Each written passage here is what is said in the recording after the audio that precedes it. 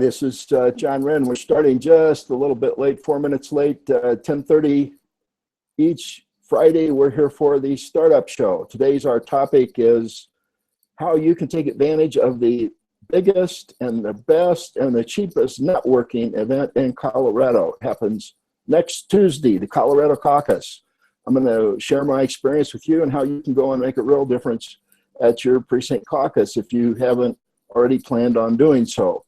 If you've already planned on going, don't watch. You know, I want you to continue with whatever your current plans are. If you're a leader of either one of the major political parties, you're a precinct committee person, a district captain, a county chair, state chair, good for you.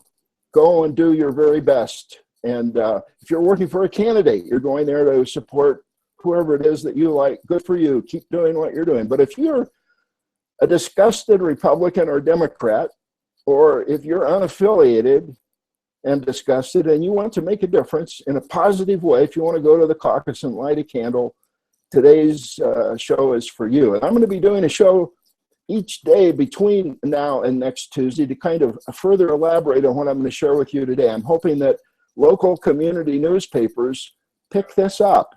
You know, they are driven by subscribers and people that go to their local community, their neighborhood precinct caucus every 2 years, read their local community newspaper.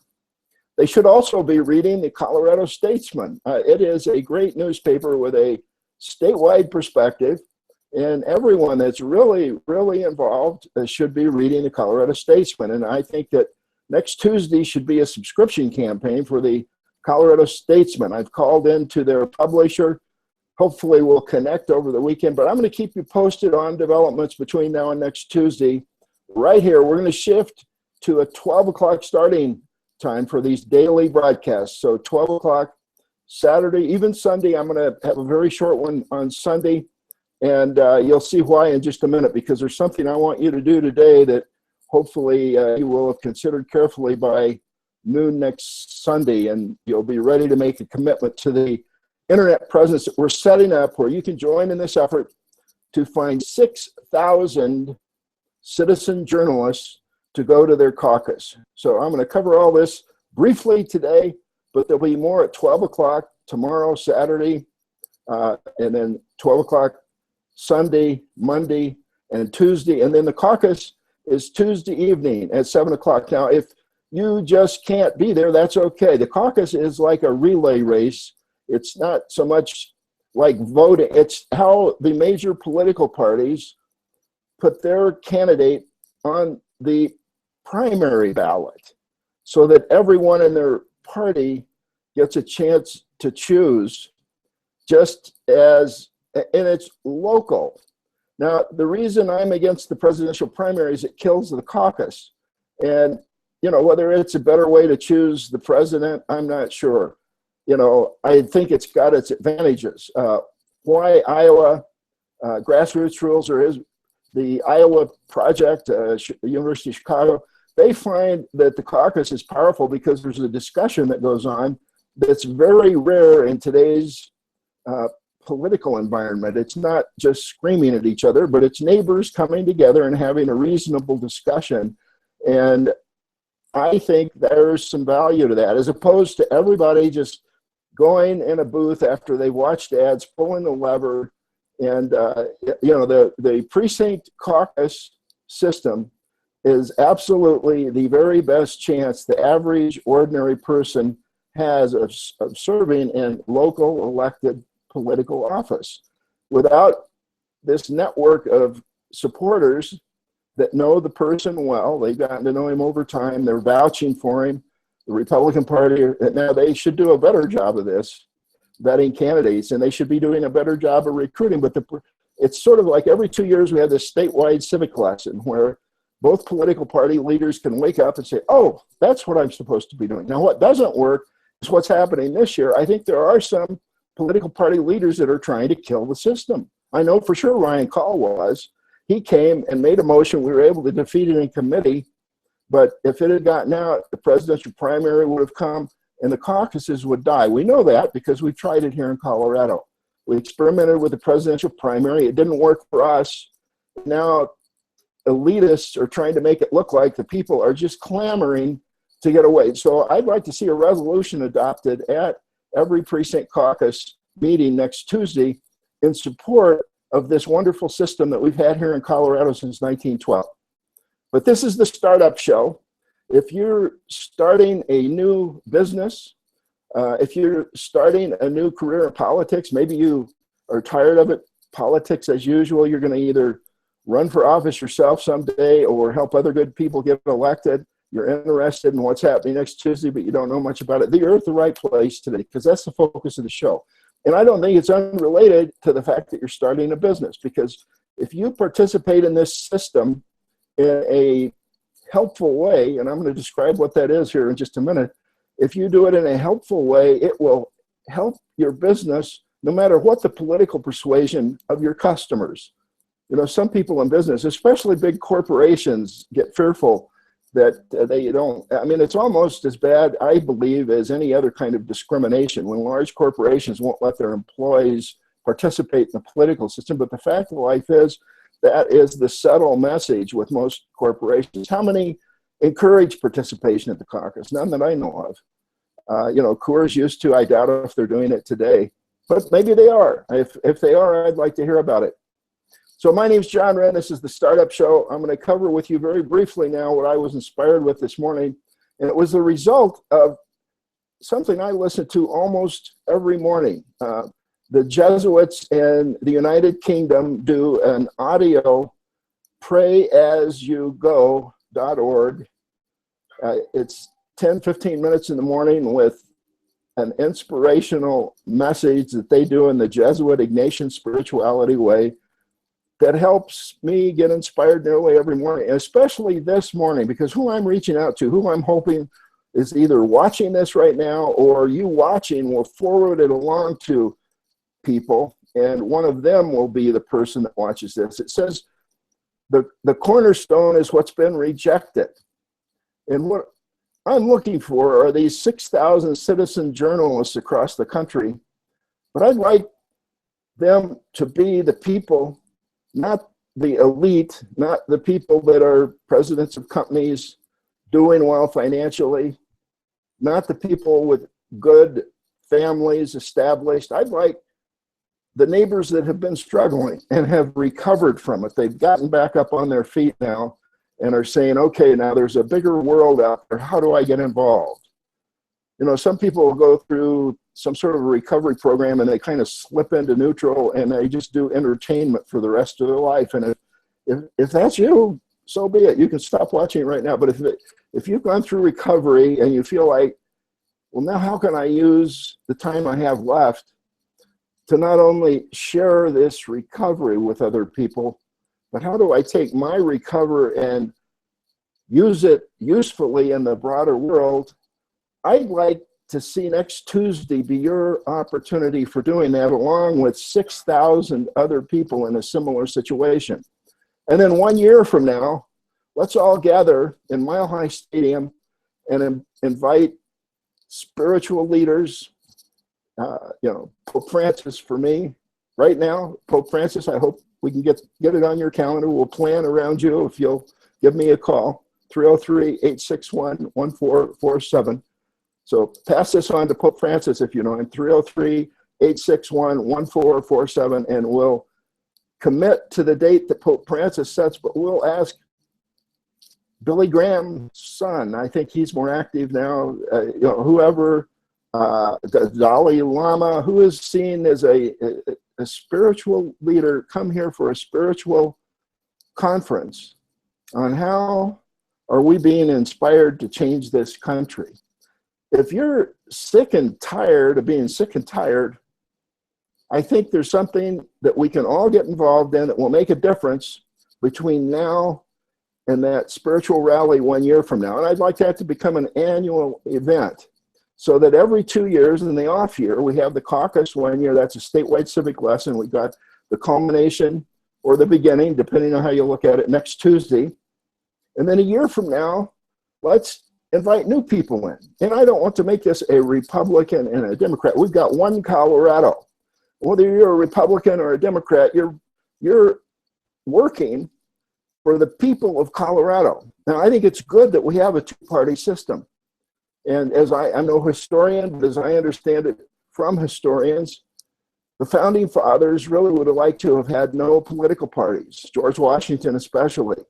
But Thomas Jefferson saw that if they didn't organize an opposition party, Alexander Hamilton would win every election. I don't have a good citation for this. If you have one, hope you'll post it as a comment. But, you know, it's one country. The two political parties are because there's always two ways of looking at things.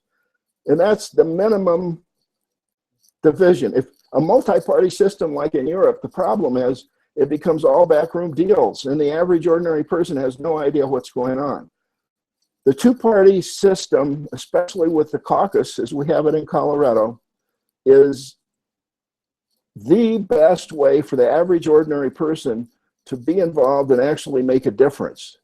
You can create the illusion of participation with things like a primary election instead of the caucus, but the problem with that is the average ordinary person, you know, sees an advertisement, becomes aware of the date, goes in, pulls the lever, maybe they watch the debates on TV, but what happens at the caucus doesn't happen for most people.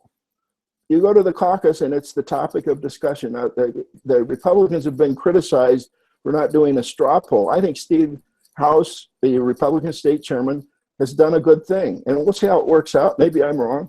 But, you know, what happens now is not that they don't participate in the presidential election. They participate in a much more powerful way. Bill Armstrong knew this back in 1974, I think it was. Bill Armstrong, then I don't think he was in the Senate yet. I think he was still in Congress and he was yet to run, but he may have been a senator. The Reagan supporters had packed the caucuses. Now, this is a violation of how the caucus is supposed to work, but, you know, it happens. And shame on the opposition for not doing the same thing.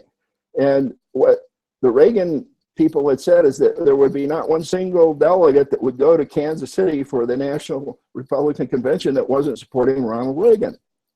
And Bill Armstrong sincerely was not sure at that particular point. We had an incumbent president, Gerald Ford, who most of us thought was doing a great job. And it was hard not to support Gerald Ford. And Bill Armstrong wasn't ready to commit. He didn't rule out Reagan, but he wasn't ready to support him.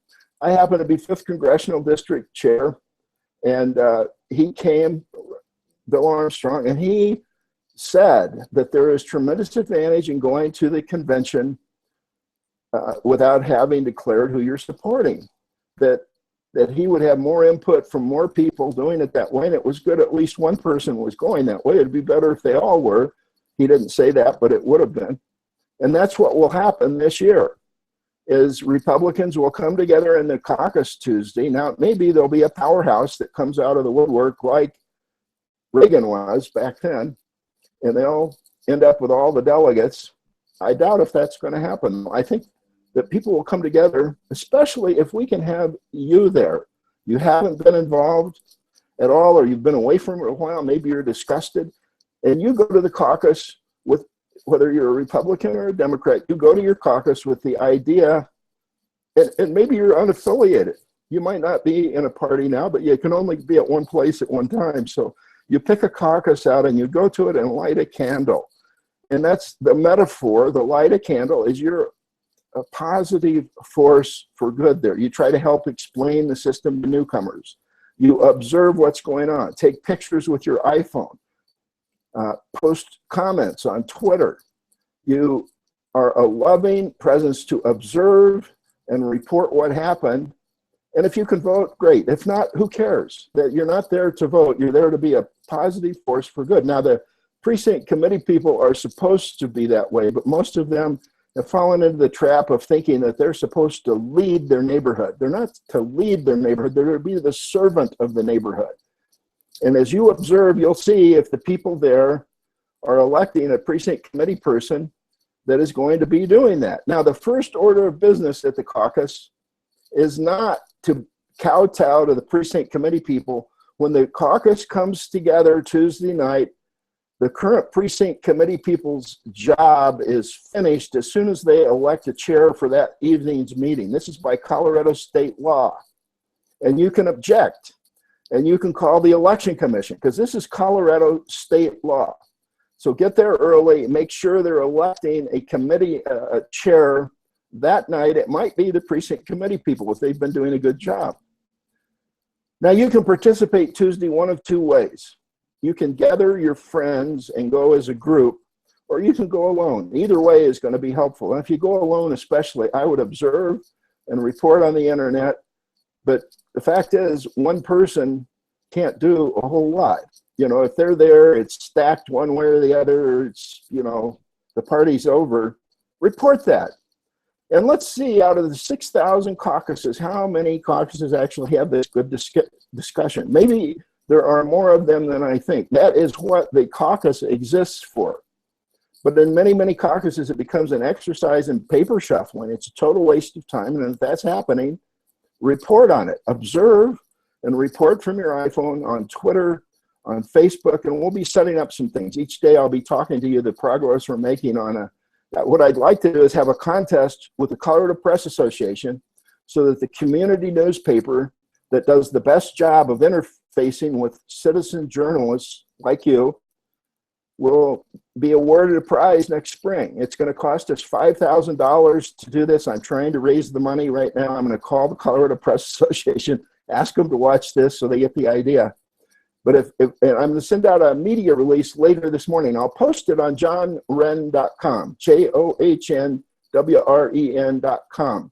That is usually where there's a link to this show. And there will be after the broadcast. I didn't get it up in time today, but if you watch tomorrow, and it'll be noon tomorrow, Saturday, and then noon Sunday, noon Monday, noon Tuesday, at 12 o'clock, I'll be doing this again. I'll give you more details on what we are doing and the progress. Maybe I will talk to Pope Francis by then. Pope Francis, I hope you'll call me.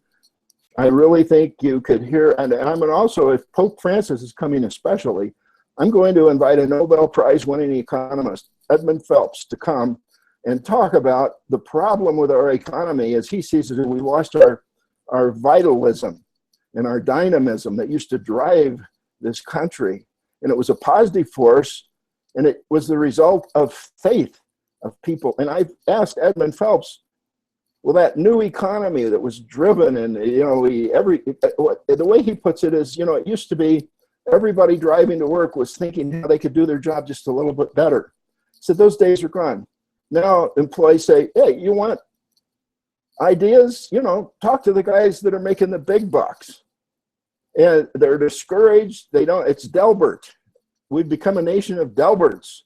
And Edmund Phelps sees this. There are ways of looking at the economy that just aren't true, I think. So at any rate, I could share my biases, but the Nobel Prize winning economist, I'm going to invite him to come, if Pope Francis is speaking, to be one of the speakers to explain his underlying philosophy, because he thinks the new economy that benefited us so much, that was the full flurry of what happened 2,000 years ago. And it was not kowtowing to the Pharisees and the strategic planning department. It was each one of us has this powerful faith that we see so clearly in 12-step programs. Now, Root and Branch is a 12-step program, sort of a one-size-fits-all. It's a beginner's meeting where the 12 steps, whatever program you're participating in, is talked about, and also meditation. And that's every Monday at 4:30, 1311 York Street. I invite you to come next Monday. Also, Socrates Cafe. This is where we pick a topic at the meeting. Tonight, I'm going to suggest the topic of the grassroots and some of these things we've been talking about. And it's a philosophical discussion. It's not a political meeting. We're not getting behind one thing or another, not even getting behind, well, maybe especially not getting behind John Wren. But it's a place I go to help clarify my thinking. And we get together and share our ideas about a topic that we pick at the beginning of the meeting. It probably won't be grassroots, whichever topic, but hopefully it will tonight. Or tomorrow, it's Saturday night also. So tonight you can go Lodo, Socrates Cafe at Panera Bread Lodo on 16th and Market. Tomorrow, Saturday, 6:30 at the University of Denver in the Anderson Academic Commons.